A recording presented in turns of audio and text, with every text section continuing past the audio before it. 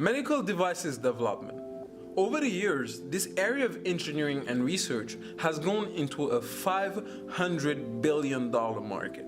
It has now become vital for students of engineering to become acquainted with this field. In this video, you will learn how a group of 4 engineering students use medical engineering knowledge and equipment to gather data on human patients and develop insights on their muscular activity.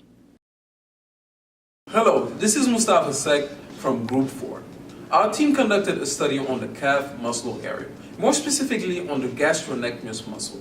This muscle is one of the most frequently used muscles in the human body. It is used at every step, every time you jog, every time you jump, every time you even stand up.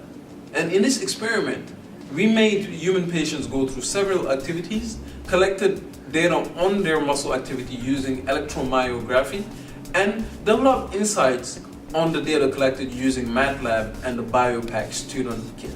For our experiment, we selected 4 different exercises.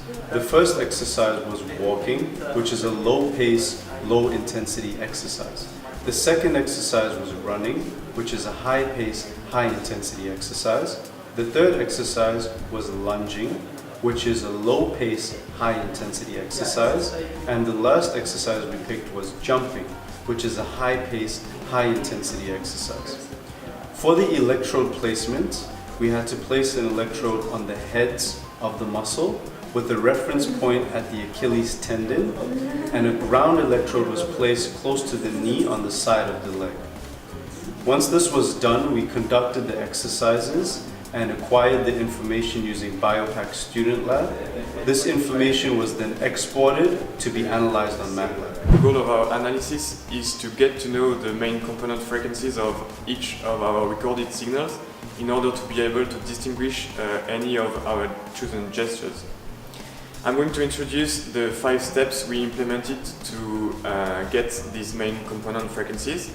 The first one is to get rid of the DC offset, because we know that in the frequency domain this is no relevant information.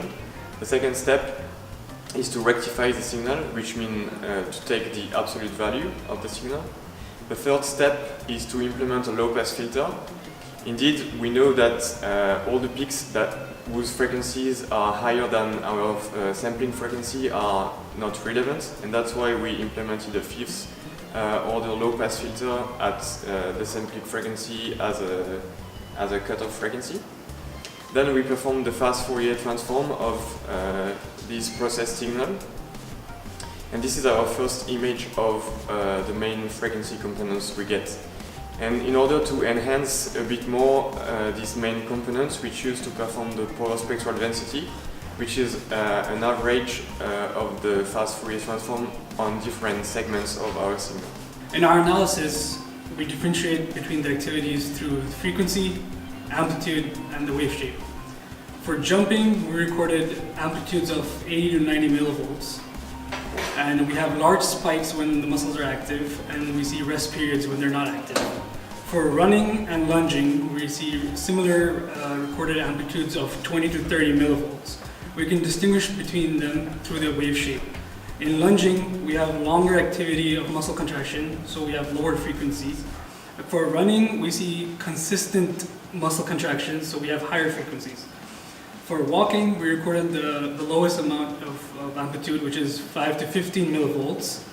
And these results are consistent with what we learned in the course, since the activities requiring more motor units have higher amplitudes. With this, our study comes to an end. We managed to successfully gather insights on human muscular activity using electromyography and signal processing. This has been a beneficial experience for our team, as we managed to use skills learned in our medical devices class in a practical scenario.